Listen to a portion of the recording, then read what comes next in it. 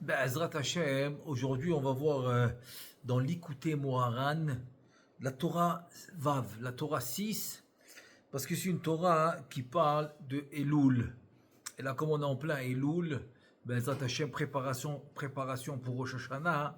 Donc, ben, Ezrat Hashem, on va voir cette Torah qui s'appelle la Torah Vav 6, qui s'appelle Vayomer Adonai El Moshe Kera et Yehoshua. C'est dans Sefer Devarim, dans le chapitre 31, quand Akadosh Baruch Hu, il va appeler Moshe pour nommer Yehoshua comme successeur. Et là, la Torah commence comme ça. Ki tsarir kol adam lema'et bichvod atzmo ou l'harbot bichvod hamakom. Ça veut dire que maintenant, le travail de Elul, qui est en fait une préparation pour le Yom Hadin, pour le jugement de l'homme, c'est de réduire son propre kavod et de rajouter et d'augmenter le kavod d'Akadosh Baruch Hu. Comme ça qu'il commence. Comme ça la Torah commence. Et comme il dit, c'est la Shon Rabbeinu Zichrono Livracha. C'est le langage vraiment de Rabbi Nachman Alav Shalom. Zechuto Yagen Alenu Ve'akol Israël Amen. Et là, il te dit, il faut réduire ton kavod à toi et augmenter le kavod d'Akadosh Baruch Hu. Bon, c'est un peu général, comment on fait ça, etc. Bon, on va aller en détaillant. Petit à petit, on va essayer de détailler et de voir comment Rabbi Nachman il va nous montrer le chemin de faire cette avoda, de faire ce travail qui est énorme, mais qui est indispensable. Voilà, et on va le voir tout de suite. Pourquoi il est indispensable? C'est ce qu'on va voir dans la suite. Kimi Sherodef, parce que d'abord il te dit que celui qui va poursuivre Arara Kavod Enozoche Lichvod Elokim. Et là, Lichvod Shel Melachim, ça veut dire que celui qui va poursuivre le Kavod, ça veut dire que tout ce qu'il veut, c'est qu'on va le respecter, qu'on va l'honorer, etc. Ce qu'on appelle le Dimion. Parce que dans ce monde, c'est juste du dimion. Donc, il va te dire, ça s'appelle le kavod melachim, c'est le kavod du roi. C'est le titre. Voilà, c'est le titre. C'est parce qu'il est président, c'est parce qu'il est premier ministre, c'est parce qu'il est roi du pays, etc. Donc, c'est le titre qui va lui donner le kavod. Ça veut dire, le kavod, c'est pas sa personnalité spécifiquement. C'est pas parce qu'il a une personnalité spéciale ou parce qu'il a une qualité spéciale. Pas du tout. C'est ça que ça veut dire. C'est le titre qui lui donne le kavod. Et là, il t'amène le pasouk. Le pasouk chez Nehemar dans Michelet, dans le chapitre 25, Kvod Melachim Hakor Davar.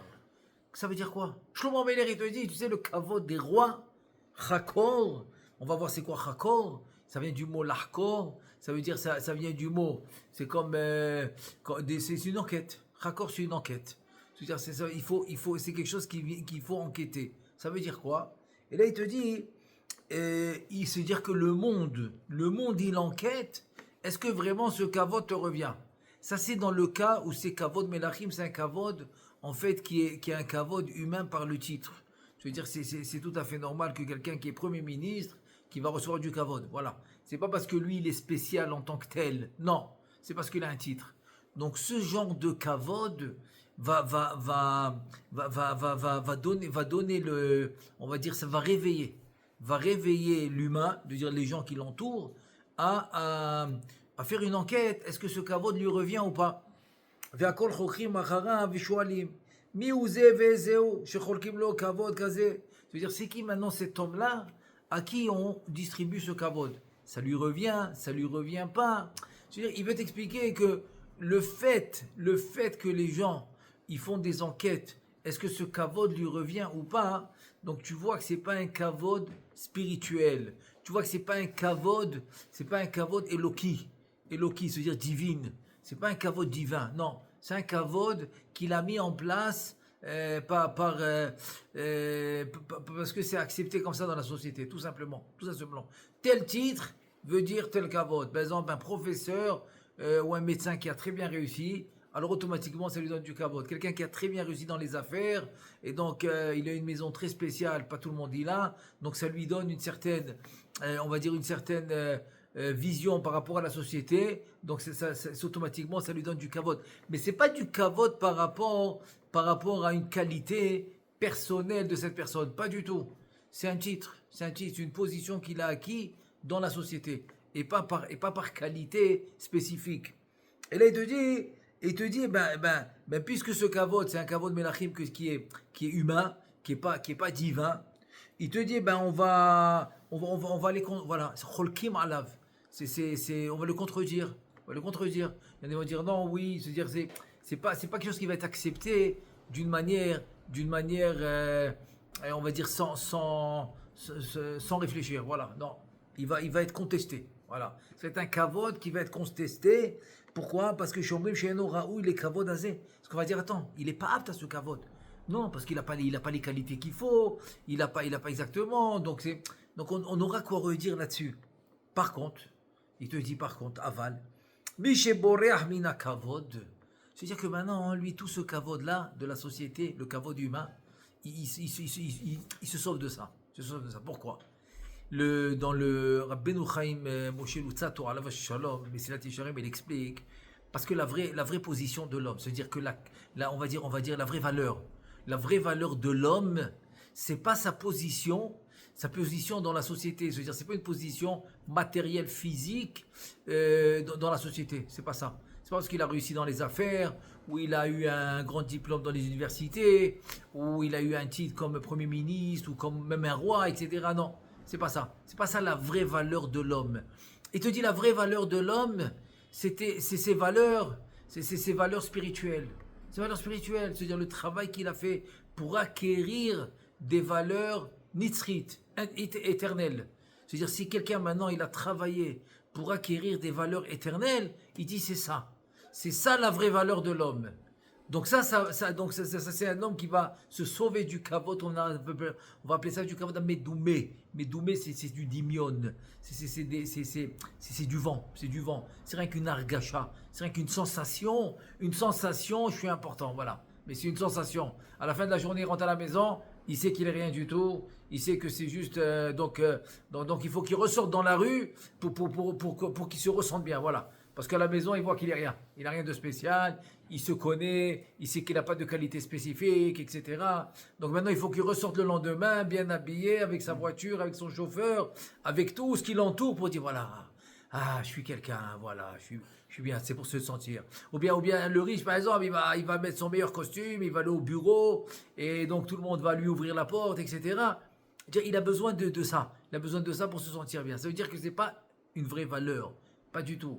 Donc c'est ça qu'il dit. C'est pour ça qu'il te dit que celui qui se sauve de ce kavod qui n'est pas une vraie valeur, chez Memaen Birvod Atzmo, donc automatiquement, son kavod à lui personnel, son kavod personnel, ça veut dire le kavod qui vient par des faits extérieurs, qui n'ont rien à voir avec ses qualités personnelles, il se sauve de ça. Donc qu'est-ce qu'il fait en deux mots?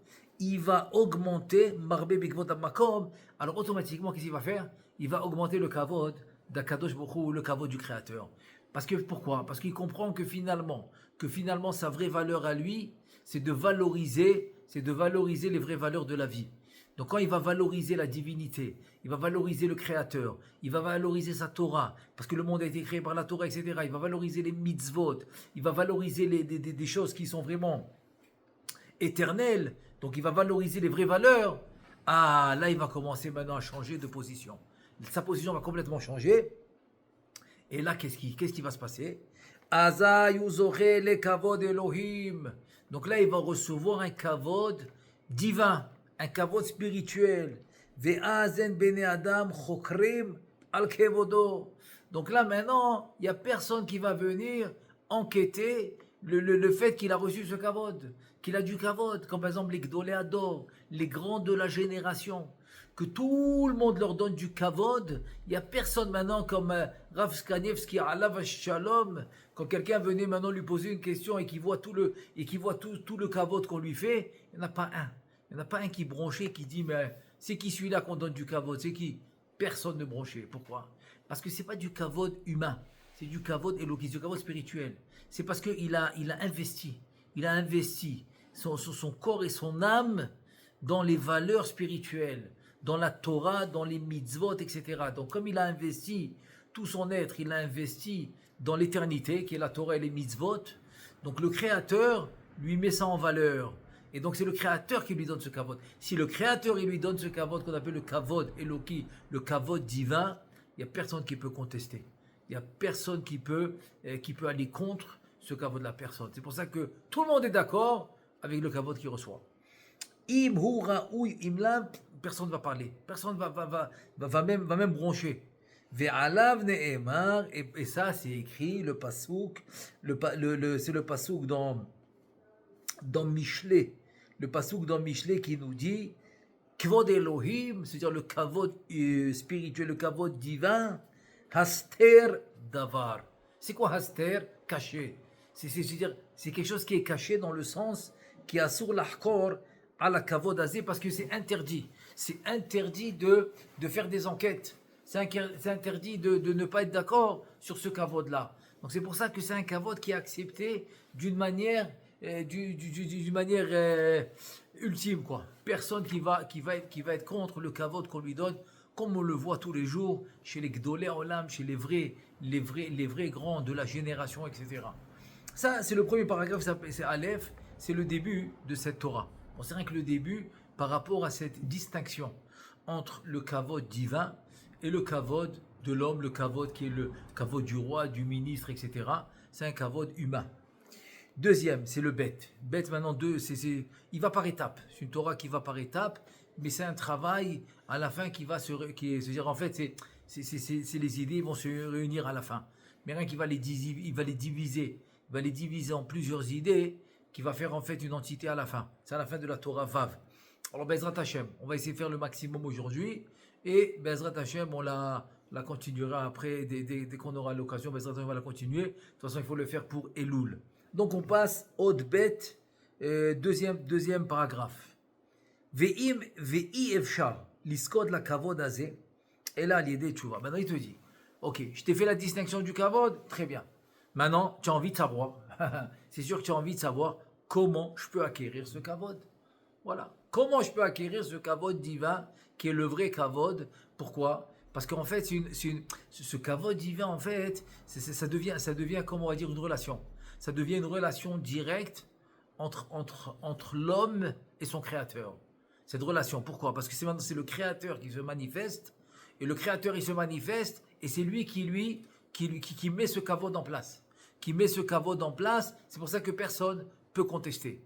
Comment tu peux acquérir ce kavod? Il te dit, il y a une seule manière de l'acquérir, c'est laquelle? Veillez efjar l'iskot, la kavod azé, et là, l'idée tchouva. La teshuva. La teshuva, si tu divises le mot, ok, ça te donne tashuv he. Tashuv he retourne au he. C'est quoi le he? C'est la malchut. La malchut qui est la 10e sphira, en fait, qui est la mère spirituelle de notre âme. Je veux dire, notre père spirituel, c'est Akadosh Baruch Hu, le créateur. La shrina, la malchut. Ok, ça devient la mère spirituelle de notre âme, que l'âme qui était dans Adam Arishon, qui avait toutes les âmes de Am Israël dans Adam Arishon, qui est né de l'union du créateur Akadosh Baruch Hu et la Shrina et la Malchut, ok, et la ce qu'on appelle Knesset Israël qui réunit tous les âmes, donc c'est elle. T'as chauvé, tu dois retourner à elle. Et il te dit, ok, alors je veux bien faire la tchouva. Maintenant, tu dois me dire c'est quoi exactement la tchouva. Je te dis, écoute bien, le principal, hein, Ikar c'est le principal. Il faut comprendre la nekuda, le point précis de c'est quoi la tchouva. Ça veut dire Ikar. Ikar c'est le point précis de la tchouva, c'est quoi? Ikar à tchouva, tu sais c'est quoi? Keshishma bizyono veidom. Bishma bizyono veidom. Il faut comprendre. C'est dire quoi? Il faut entendre par exemple dans des cas où on va te faire honte et tu dois te taire. Maintenant, il faut comprendre. Ça veut dire quoi maintenant qu'on me fait honte et je me tais, c'est la tchouva. Pourquoi? Alors, c'est ce que j'ai dit tout à l'heure, ça va se développer. C'est une Torah hein, qui va développer tous ces points-là et il les développe d'une manière extraordinaire. Donc, à la fin, Be'ezrat Hashem, tout va être clair. Mais il faut le développer étape par étape. Donc, première étape, la tchouva, c'est quoi? C'est que tu puisses, par exemple, même rencontrer quelqu'un quelqu'un même dans la rue, ou même à la maison, avec son épouse, etc. C'est-à-dire quelqu'un de très cher, ok, que tu rencontres, ou que tu vas approcher, et il te fait honte. Il te fait honte. Peu importe la raison. Est-ce que tu es capable de te taire? Voilà, c'est ça la idée. Il te dit. Ouais, non, écoute, jusqu'à la fin, je vais te dire pourquoi. Parce que c'est une idée qui va se développer. Qui va être très très claire. Tu vas voir. Hein, on dit la patience. Avec la patience, ça va se développer. Il te dit, écoute, si tu es capable de te taire quand on te fait honte, évidemment, te faire honte, c'est quelqu'un de très cher. Quelqu'un que tu apprécies. Quelqu'un que tu apprécies, etc. Ou même que tu aimes. Quelqu'un que tu aimes vraiment. C'est là où ça fait mal. Et là, ben encore plus. À plus forte raison. À plus forte raison quand c'est en public. Absolument. Donc c'est quelqu'un que vraiment, ça te tient à cœur et il te fait honte. Et là, tu arrives à te taire. Pourquoi le fait que je me tais quand on me fait honte, c'est une tchouva? Pourquoi? Il te dit, Rabbi Nachman, qu'il est kavod bela kaf. Vea kaf ou keter. Bechinat ehye, bechinat teshuva. Maintenant, il faut savoir, il faut comprendre. C'est quoi ce kavod où il n'y a pas de kavod, il n'y a pas de kavod sans le kaf. Il te dit, c'est quoi ce kaf? Kaf, c'est-à-dire le chaf. Quand tu fais l'alphabet Aleph, Bet, Gimel, après le Yud, tu as le chaf. Il te dit, ce chaf, c'est le keter. Et bechinat ehye, bechinat teshuva. Quel rapport? Quel rapport du fait que je me tais? C'est la tchouva, et c'est le kaf, c'est le keter, c'est le eki, etc. C'est quoi? En fait, c'est comme ça. Le Harizal, alav shalom, il nous dit que le keter s'appelle Aïn. Aïn, c'est néant. Les mêmes lettres Aïn, qui est Aleph, Yud, Nun, néant, les mêmes lettres deviennent Ani. C'est les mêmes lettres. C'est la Malchut. C'est-à-dire que tu passes, on va dire, du haut de la montagne jusqu'en bas de la montagne. Tout en bas. Quand je dis la montagne, je veux dire les niveaux spirituels. Le plus haut, le spitz, le summum de tous les niveaux spirituels, c'est le Aïn, c'est le Keter. Le Keter, ça veut dire, la couronne, c'est le Aïn, c'est-à-dire c'est tellement, tellement fort spirituellement qu'il est Aïn, qu'il est le néant. C'est-à-dire que tu ne peux même pas le voir, parce que c'est une puissance spirituelle. Plus la puissance spirituelle est grande, et moins elle se dévoile. Je donne un exemple. Tu me dis que les 10 sphirotes, tu les représentes dans le Yud, Ke, Vav, Ke. Le Yud, qui est la Chokhmah. Ensuite, le He, qui est la Bina. Ensuite, le Vav, qui est les 6 sphirotes du Chesed jusqu'au Yesod. Ensuite, le deuxième He, qui est la Malchut. Ça me fait 10 sphirotes. Et le Keter, il n'y a pas de lettre. Tu dis non. Parce qu'il est tellement fort, il devient comme Ba'arachin, c'est-à-dire, relativement parlant, le Keter devient comme le Ensof, l'infini de tous les sphirotes. Et donc lui, il est seulement allusionné dans la lettre Yud, la première lettre de Yud Kevavke. Donc ça s'appelle le Kotz Ayod, la petite pointe du Yud, ok, va allusionner le Keter. Donc il n'a pas de lettre en lui-même, tellement il est fort. Voilà, c'est rien qu'un exemple. Il te dit, écoute bien, quand maintenant tu écoutes tes bisionotes, c'est-à-dire qu'on te fait honte, comme on a dit, vraiment, j'ai dit, vraiment, quand c'est une personne que tu aimes, et en public, comme tu as bien dit en public, c'est-à-dire que c'est vraiment une situation très, très, très douloureuse. Et tu sais te taire. Ça veut dire que tu as atteint un niveau qui s'appelle Aïn. Tu as su t'effacer. Et ce niveau qui s'appelle Aïn, c'est le Keter. Donc c'est ça qu'il te dit. Il te dit ce kavod qui appelle ça kavod Elohim, ce kavod spirituel, il vient du Keter. C'est pour ça que on peut pas l'ahkor, on peut pas le commenter, on peut pas le, comme on dit on va dire l'ahkor, on avait dit que c'était comme les détectives, qu'est-ce qu'ils font? Ils font les enquêtes, voilà. On peut pas l'enquêter. Ce kavod, il est d'un endroit très haut. C'est pour ça que personne ne peut parler. Comme j'ai donné le bon exemple des Gdolei Olam, on leur donne du kavod, personne ne bronche. Personne ne parle. Personne ne va dire même mot. Pourquoi? parce que c'est un kavod qui vient de très haut. Et c'est quoi cet endroit très haut? C'est le Keter, c'est le Aïn. C'est-à-dire que tu t'es effacé et tu as laissé place à ton créateur d'une manière totale. Tu n'as pas dit un mot. Pourquoi tu n'as pas dit un mot? Parce que tu sais que ce qui s'est passé maintenant dans cette situation, il vient de ton créateur. Et donc tu es monté à un niveau très haut. Et ce niveau très haut, il appelle le Kaf. Il appelle le Keter.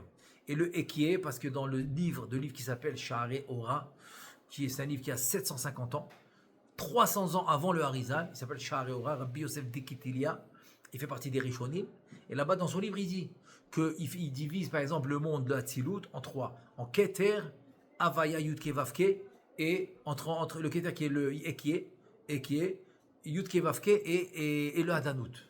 C'est-à-dire que le Keter, il l'appelle le Ekié.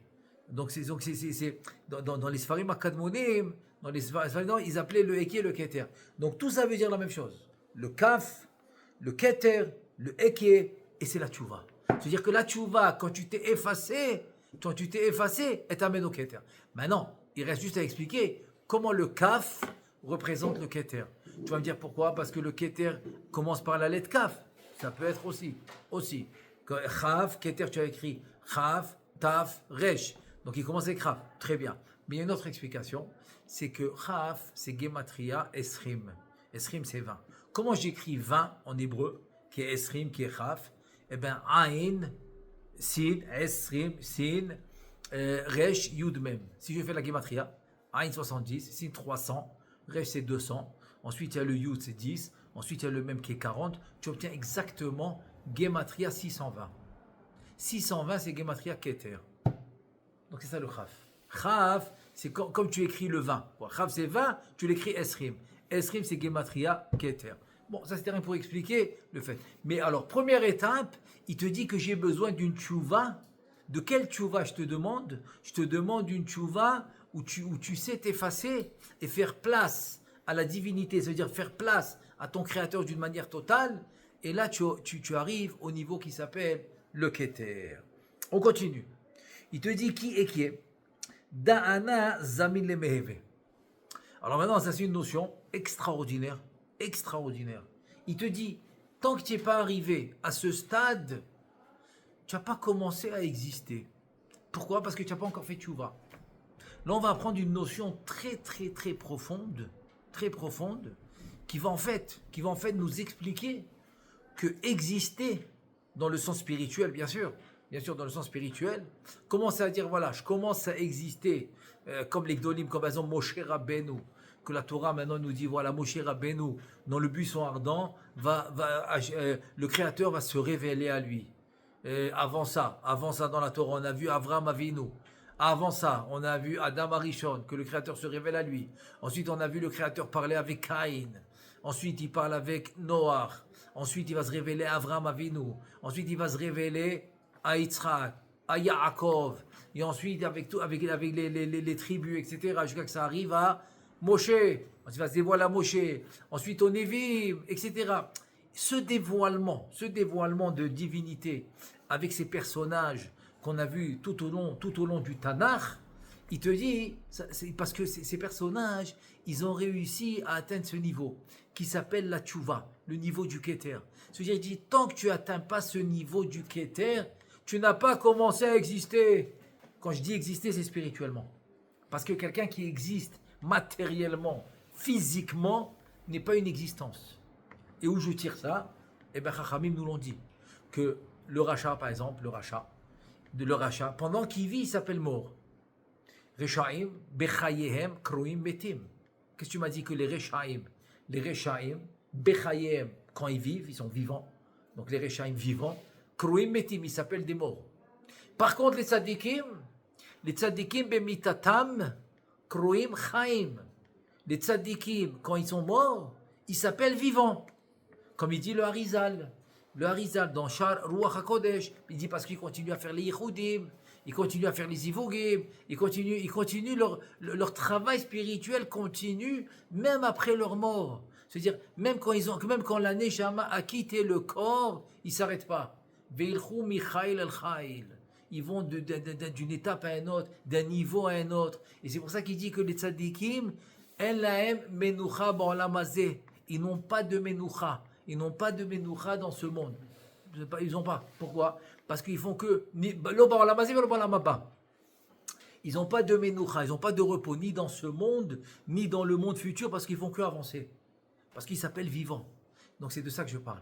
Zamin le meheve, c'est-à-dire commencer à exister spirituellement. C'est ça qui va te donner cette notion de vivant, même après que la neshama quitte le corps. Cette notion qui s'appelle vivant, après que la neshama quitte le corps, il faut avoir la tchouva pour la mériter. Et tant que tu n'as pas fait la tchouva, tu ne peux pas la mériter. Et là, il te le dit comme ça. Qui est, parce qu'on en a parlé, on a expliqué. Et qui est, c'est le Keter. Da'anan zamin le meheve, que je commence. Zamin, c'est-à-dire je suis prêt à exister. Je commence à exister. Comme ça, j'aurais dit. Je commence à exister. Aïnou kodema tchouva. Ça veut dire que si maintenant tu me parles avant la tchouva, adain en lo havaya. Il te dit, si tu me parles maintenant avant la tchouva, mais tu n'as pas encore de havaya. Tu n'existes pas. Comment ça, tu n'existes pas? Toi, tu es parti au marché, tu es revenu, tu es parti faire tes courses, ça va, tu es parti au travail, tu as conduit. Comment ça, tu n'existes pas? Tu n'as pas encore ton existence spirituelle, c'est ce que j'ai dit tout à l'heure. Tu n'as pas encore cette existence qui va s'appeler le tzaddik vivant, même quand il meurt, même quand la Neshama quitte ce monde. Atzadik Ruim Chaim, qui s'appelle vivant. Vaïchi Yaakov, Chaye Sarah. 2 reprises la Torah. Quand elle veut parler d'une Neshama qui quitte ce monde, elle l'appelle la vie. Parce que eux, ils ont atteint ce niveau. Ils ont atteint ce niveau d'existence. Donc il te dit, tant que tu n'as pas fait tchouva, tu n'es pas là-bas. Tu n'as pas. C'est-à-dire, c'est un niveau complètement différent. C'est pas celui-là. C'est pas ça le niveau qu'on a dit qui s'appelle vivant même après la vie. Donc c'est pour ça qu'il te dit, si tu me parles avant la tchouva, je n'ai pas besoin de parler. Parce que tu n'existes pas encore. Adain en lo havaya n'a pas d'existence. Keilu, c'est comme si maintenant, Keilu, Adain lo nithava ba'olam. Attends, c'est très fort ce qu'il te dit. Il te dit, Abina c'est Keilu, il n'a pas encore, attends, lo nithava ba'olam, tu sais ce que ça veut dire? Il n'est pas encore né. Il n'est pas encore né. Parce que non, on veut la naissance spirituel. C'est incroyable ce qu'il te dit. Il te dit, écoute, quand l'enfant est né et que les parents ils ont chanté et que les parents étaient contents, même que ce soit même une fille, ils ont fait, je sais pas moi, même la bat mitzvah, ou bien quand elle est née, ils font ce qu'on appelle le baptême, etc. Ils sont contents, ils ont fait la fête, ils ont fait la seouda, ils sont contents. Il te dit, cette simcha que tu as eue quand l'enfant il est né, ou par exemple, c'est le garçon à la bar mitzvah, Bessiman, Ben, Balano, etc. Tu as chanté. Cette simcha que tu as eue quand l'enfant il est né, c'est une simcha par rapport au corps. C'est vrai que le corps il a une neshama, c'est vrai. Mais tu ne me l'as pas encore prouvé. Tu m'as pas encore prouvé que tu as fait une naissance à cette neshama dans le sens spirituel. Tu ne me l'as pas encore prouvé. Donc pour l'instant, ce que je fête la venue du corps qui a potentiellement la possibilité de dévoiler sa neshama. Donc, ce corps qui a potentiellement la possibilité de dévoiler sa neshama, c'est ça que je fête. C'est la fête que je fais quand l'enfant il est né. Il te dit maintenant, arrive une étape dans la vie, quand tu vas choisir le droit chemin, quand tu vas opter pour la Torah et les mitzvot, tu vas arriver à naître, ou à faire naître, on va dire. Tu vas arriver à faire naître, ou tu vas ressortir en toi, tu vas ressortir de toi, ton existence réelle, qui est un neshama. Voilà, c'est ça qu'on veut. On veut que tu la ressortes. C'est ça qu'on veut. On veut que tu réalises, on veut que tu te réalises spirituellement. Donc il y a un jour qui va arriver, c'est ce jour-là où peut-être on n'a pas fini, bien sûr, parce qu'on va encore développer c'est quoi ce niveau de tchouva. Il faut le développer pour comprendre exactement comment ça marche. Mais c'est ce qu'on attend de toi. C'est ce qu'on attend de toi. Ce moment va s'appeler... attends, je vais le dire après. Pour l'instant, je dis le contraire. Quand il n'a pas encore né, quand il n'a pas encore fait apparaître dans ce monde, son vrai lui qui est spirituel, qui est le neshama. Il n'a pas encore fait apparaître. Il te dit, c'est comme s'il n'est pas encore né. Spirituellement, il n'est pas encore né. Keilu adain lo nitava ba'olam, ki tov lo shelo nivra mishe nivra. Parce que sur ça, Chachamim, ils ont dit, vaut mieux qu'il soit pas né que maintenant il est né. Vaut mieux qu'il soit pas né. Ensuite, uksheba letaher et atzmo vela'asot teshuva. Ah, maintenant qu'il veut se purifier, parce qu'il veut faire tchouva. Ah, zoube prinat ehye. C'est quoi ehye? Existence. Il prend la place qu'on appelle ce keter là, existence. Existence, c'est le keter. Hainu sheyelo havaya ba'olam hainu anan zamin leveve. Et donc c'est là qu'il commence à prendre, c'est là qu'il commence à avoir son existence dans ce monde qui est ana zamin leveve. Je suis prêt à exister. Donc c'est quoi ce équier que maintenant il est prêt à exister? C'est quoi? Je vais donner un machal que j'avais vu une fois avec un docteur. Il m'avait expliqué, parce qu'on avait parlé du Ein Sof, etc., de l'infini, qui est en nous et qui nous fait vivre, et c'est lui le moteur de toute la création. Et il m'a dit un jour, j'ai beaucoup aimé ce qu'il m'a dit. Pourquoi? Parce que par la suite, je l'ai utilisé comme machal. Il m'a dit, je te pose une question. Quand maintenant tu viens donner une cuillère de sirop à ton enfant qui a de la fièvre, il m'a dit, combien tu penses qu'il y a de médicaments dans cette cuillère? Alors j'ai dit, ok, tu peux dire la moitié de la cuillère, parce que, bon, c'est sûr qu'il faut mettre là-bas du sirop, donc il faut mettre quelque chose, je sais pas moi, des fruités, des trucs que l'enfant il va vouloir manger, donc tu vas lui mettre du goût. Ok, qu'est-ce que tu vas dire? Alors la moitié de la cuillère c'est le médicament, le quart de la cuillère, les trois quarts de la cuillère. Chacun va dire un chiffre. Mais c'est quoi le vrai chiffre? Il m'a dit un truc incroyable. Bon, il me l'a dit en hébreu, je vais le traduire. Alpitagramme.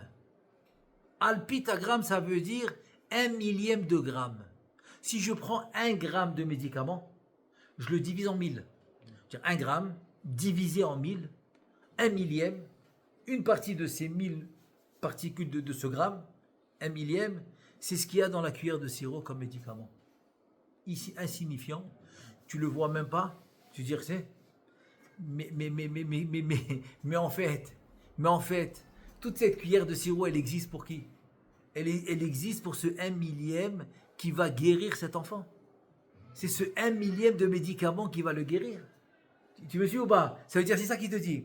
Il te dit que Anan Zamin Leveve, c'est-à-dire maintenant tu commences à exister quand tu vas faire ressortir cette spiritualité en toi. C'est pas grave combien. Ça peut être 1/1000, c'est pas grave. Mais c'est ça qui te fait vivre. Mais c'est ça toi, c'est ça ton nom. Quand je t'appelle par exemple Shimon, Mordechai, Yaakov, quand j'appelle le nom en hébreu, en fait, c'est son existence. Mais cette existence ne peut pas commencer, on va dire, à exister spirituellement si sa connexion principale, c'est le Olam Hazé, c'est le matériel, etc. Donc il faut absolument ce point de départ. Ce point de départ pour commencer à exister va s'appeler la Teshuvah. Donc la Teshuvah, on a vu que quoi? C'est quand tu vas commencer à accepter les hontes et tu vas savoir te taire. Et donc, quand tu as commencé à faire ça, il te dit, Veze Bechinat Keter.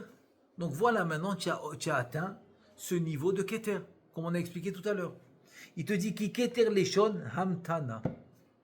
C'est-à-dire que quoi? C'est-à-dire le Keter, ça vient, c'est du mot Hamtana, de attendre.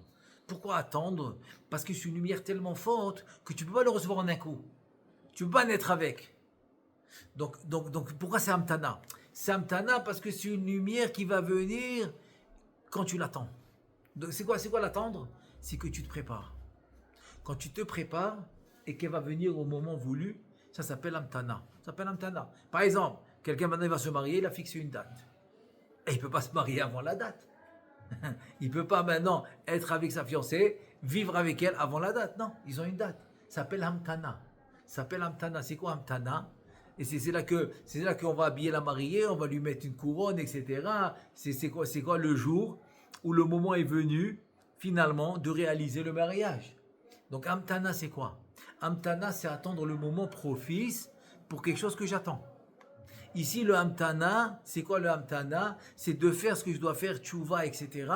Écouter les hontes, vaïdom et se taire, pour finalement recevoir cette lumière au moment voulu, c'est-à-dire c'est le moment que le Créateur va décider, le moment que le Créateur va décider de me la remettre ou de l'intégrer en moi, par exemple. Il te dit, Bechina Teshuva, c'est ça la Teshuva. C'est ça la Teshuva. Que tu sais travailler et attendre le moment propice de recevoir cette lumière. Quand tu sais travailler et tu reçois au bon point. Kemo, Shamour, Rabbeinu Zirun Vlacha.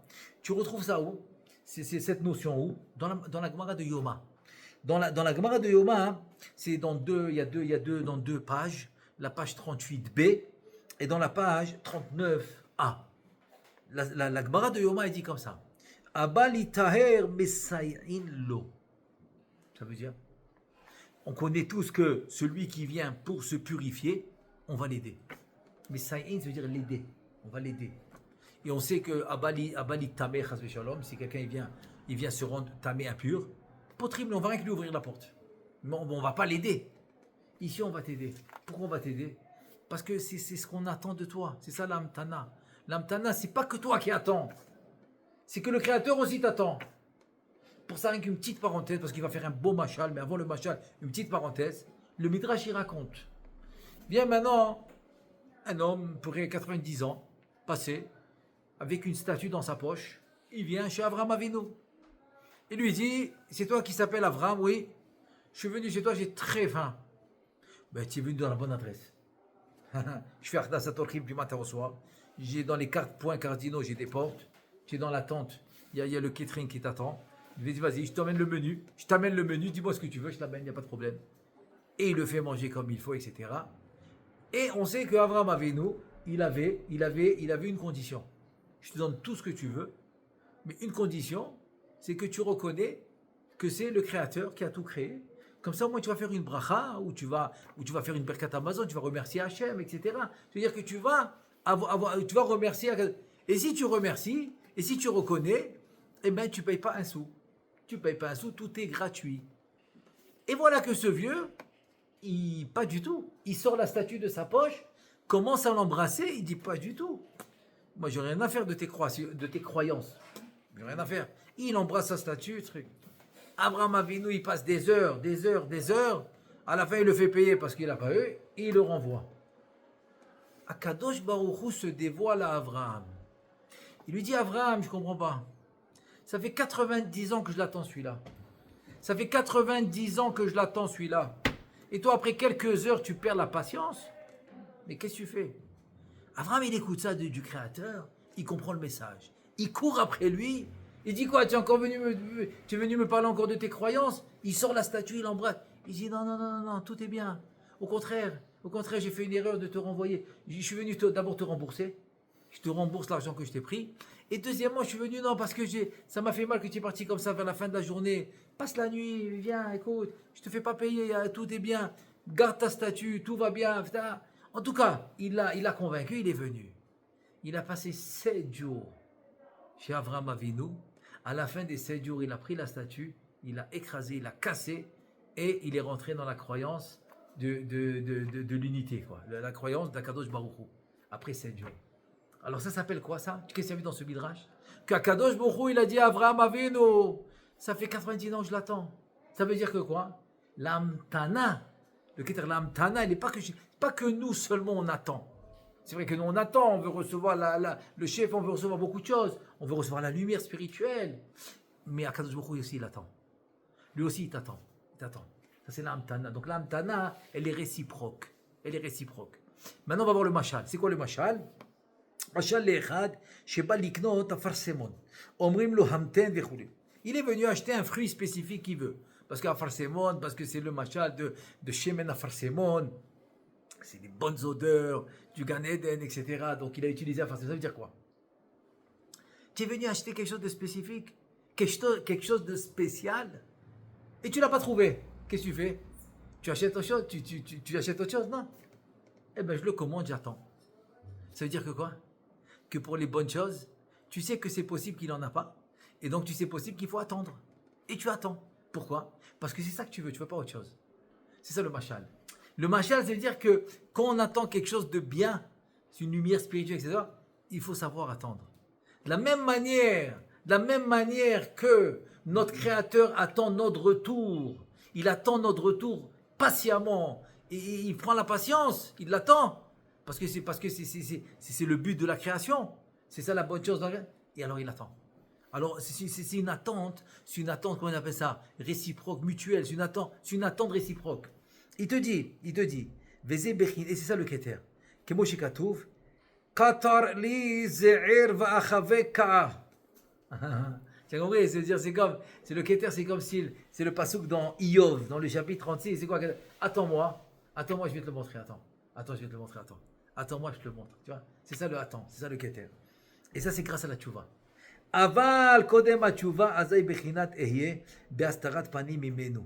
כי עדיין לא הכין את עצמו למהווה בעולם. Ça veut dire que quoi? Ça veut dire qu'avant la tchouva, tu peux même pas dévoiler en toi ton existence, ton vraie existence spirituelle. Tu peux pas. Parce que tu n'as pas encore la tchouva. Tu n'as pas encore fait la tchouva. Tu n'es pas encore arrivé à ce niveau de t'effacer. De t'effacer, d'être Aïn. C'est quoi Aïn? C'est néant. Tu es encore Ani. Ani, c'est moi. Moi, c'est moi. Donc, tu n'y es pas encore arrivé. Et donc, tu n'as pas encore la tchouva.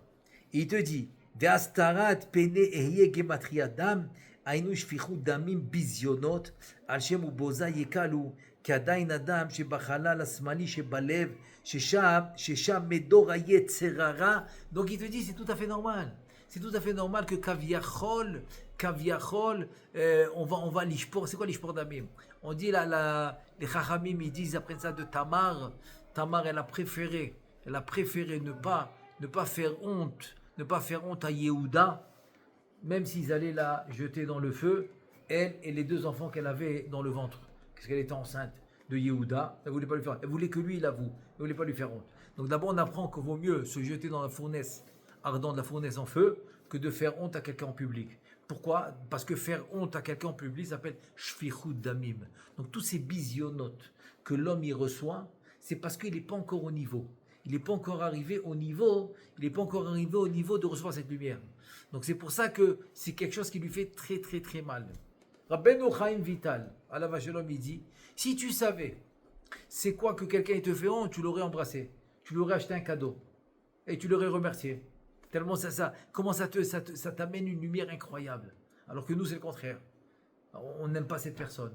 On veut la baser. On veut plus la voir, etc. Parce que tu es encore dans le Ani. Tu n'es pas dans le Aïn. Si tu es dans le Aïn, ça ne va rien te faire. Ça va te faire. Chovot Alvarot, il ramène un exemple un peu, on va dire, extrême. L'extrémité, mais un exemple incroyable. Il dit, c'est quoi l'exemple de Aïn? Il dit, c'est quoi? Et on dit que c'est lui qui a passé cette épreuve. Mais bon, il raconte, il dit un chassid qui a passé cette épreuve. Il dit, c'est quoi l'exemple qu'il ramène? Il dit un chassid qui était dans le bateau et qu'un goy, il fait les petits sur lui. Et ça lui fait ni chaud ni froid. C'est midat ha'ishtavut. Midat ha'ishtavut, ça veut dire, c'est pour lui, c'est la même chose. Si tu reçois un chèque 100 millions d'euros, un beau chèque, 100 millions d'euros, ou bien, chas v'shalom, ou bien un goy, il lui fait les petits sur lui, dans le bateau, pour lui c'est la même chose. Il a dit, ce jour-là, j'étais content. Ce jour-là que j'ai vu que ça ne me fait aucune différence, je suis indifférent à ça, tellement je suis dans le zamin le meheve, je suis tellement dans le haïn, il était content. Donc il a réalisé que Baruch Hashem, il est monté de niveau. Il était content. C'est comme ça qu'il a compris qu'il a avancé. Donc c'est un exemple extrême, mais c'est ce qu'il nous dit ici. Et cette réaction, oui. C'est le début de la Teshuvah ou c'est la fin de la Teshuvah? Non, cette réaction de se sentir bien, que ça lui a pas fait, que ça l'a pas énervé. Ok? Cette réaction montre qu'il a réussi la Teshuvah. C'est ça que ça veut dire. C'est un signe. C'est un signe que tu as réussi la Teshuvah. Pourquoi? C'est parce que tu vis maintenant le Aïn. Donc tu es dans le Aïn. Tu es dans la vraie lumière. Que ça te fait ni chaud ni froid. Et là, il t'amène le pasouk chez Gatouv. Velev kesi lismolo. Ça, c'est quand tu n'es pas encore arrivé. C'est quoi l'Ev Kessilis Molo? Dire le cœur du bête, il est à gauche. Alors une fois, mon Rav, Alav Shalom, il a dit, je comprends pas. Quand il y en a qui ont le cœur à droite, il y en a qui ont le cœur à gauche, qu'est-ce qu'il veut Shlomo? Shlomo, il dit, non, le cœur du bête, il est à gauche, et quoi, le cœur de l'intelligent, il est à droite? Il dit, non, non, non. Le cœur de tout le monde, il est au même endroit. Il est au même endroit, il ne change pas. Mais il a donné un très bel exemple. Il dit, quand tu ouvres un livre, bon, c'est évidemment, je parle d'un livre en hébreu, pas en français, en hébreu. En hébreu, tu l'ouvres, il est fermé. Tu l'ouvres de gauche à droite. Non, pardon, c'est ça, de gauche à droite. De gauche à droite. Donc, ça veut dire que quand tu regardes à droite, c'est ce que tu as étudié. Et quand tu regardes à gauche du livre, c'est ce que tu n'as pas encore étudié. Alors, quand tu commences le livre et tu fais quelques pages, si tu regardes à gauche, eh ben, tu vas voir qu'il te reste encore beaucoup à étudier. Alors que si tu regardes à droite, donc tu vois, Baruch Hashem, j'ai fait 3, 4, 5, 6 pages. Je suis en train d'avancer. Alors il dit comme ça, il nous a expliqué le passage comme ça, que le bête, qu'est-ce qu'il fait? Il regarde à gauche, il voit qu'il lui reste beaucoup encore à faire, beaucoup à étudier, il ferme le livre. Il se décourage. Alors que l'intelligent, il regarde à droite. Il dit, attends, j'ai avancé, 3, 4, 5, 6 pages, j'ai avancé. Et comme ça, il avance. Il dit, c'est rien qu'un machal, dans toute la notion de Avodat Hashem, c'est comme ça. Quand tu regardes à gauche, ça veut dire que tu regardes qu'est-ce que tu dois faire, qu'est-ce que tu dois acquérir, qu'est-ce que tu dois faire pour avoir Avodat Hashem, alors ça te décourage. Ça te décourage. Alors que si tu regardes à droite, tu regardes qu'est-ce que tu as fait. Qu'est-ce que tu as fait, ça t'encourage à faire encore plus. Ça t'encourage à faire encore plus. Comme une fois, dans une yeshiva, j'enseignais à des bachourim, et il y en avait un vraiment, chaque fois il était triste. Parce qu'il n'avait pas réussi telle chose, il n'avait pas réussi ça. Il voulait étudier une daf, il avait étudié mon temps. Un jour, je l'ai pris, je lui ai dit, tu sais ce que tu vas faire? Il me dit quoi? Je lui ai dit, tu vas prendre un carnet. Et à partir d'aujourd'hui, tu vas m'écrire tous les jours les bonnes choses que tu fais. Il m'a dit quoi? Lui, il pensait le contraire. Il pensait qu'il faut écrire les mauvaises choses pour se réparer. Je lui dis non, tu vas m'écrire les bonnes choses. Et voilà, le premier jour, il arrive. Et je vois, tu as fait telle chose. Waouh, tu as fait Birkat Amazon Bekavana. Tu as étudié un Hamoud. Il dit, ouais, il me dit, mais je voulais une page. Je lui dis, laisse tomber, mais tu as étudié un Hamoud. Quoi, tu as fait Rashi et Tosfot. Magnifique. Donc, je l'ai tellement habitué à regarder ce qu'il a fait. Et je l'ai encouragé. Qu'après, il a compris le message. Et Baruch Hashem, il a grandi en Torah. Tu vois, il a arrêté de regarder le côté négatif. C'est l'explication du passage. C'est-à-dire, regarder à gauche, c'est comme regarder le côté négatif. Regarder à droite, c'est le côté positif. Parce que le Zohar Kadosh, il dit que la gauche représente la Sitra Ahra et la droite représente la Kedusha. Alors il nous dit comme ça, Adainu betokef, va'ozu bishvilze, bain alav bizionot vishfichu dami. Donc c'est pour ça que ça vient sur lui tout ça. Ça vient sur lui, c'est bizionot, parce qu'il n'est pas encore dans Aïn, dans le nom, il est dans Ani. Kize bechinat astarat vechazarat pene, etc. Alors maintenant, c'est quoi le tikkun? C'est quoi le tikkun? On est toujours dans le deuxième paragraphe. C'est quoi le tikkun? Il dit le tikkun, shiafor dam les dom. Le sang. Pourquoi le sang? Parce qu'on sait que dans le cœur, il est divisé en deux. Il y a le mauvais sang et le bon sang. Donc c'est pour ça que c'est représenté en sang. Quand tu es dans shfichu damim, quand il a tué, etc., parce qu'il lui a fait honte.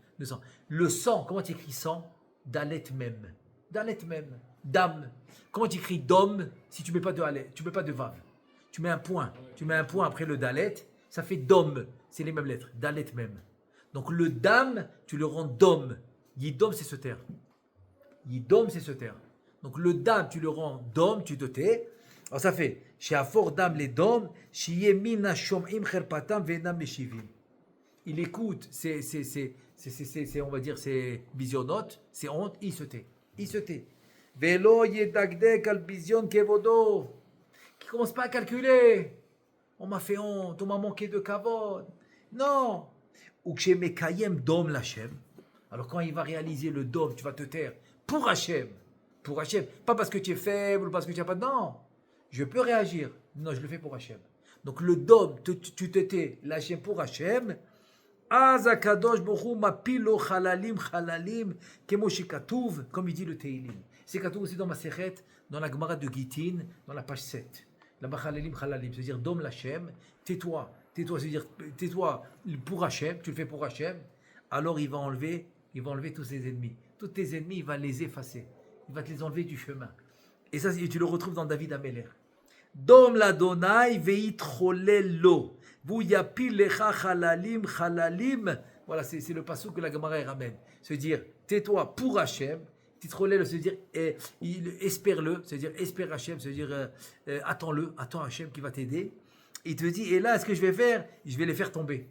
Chalal, c'est un cadavre. Donc, je vais faire tomber tous tes ennemis comme des cadavres, quoi. En fait, tous les nisyonos, tous les problèmes, je vais les effacer. Je vais les effacer. Et Haïnou, ça veut dire quoi? Et c'est ce qu'il dit David. Qu'est-ce qu'il dit David? Libi halal bekirbi.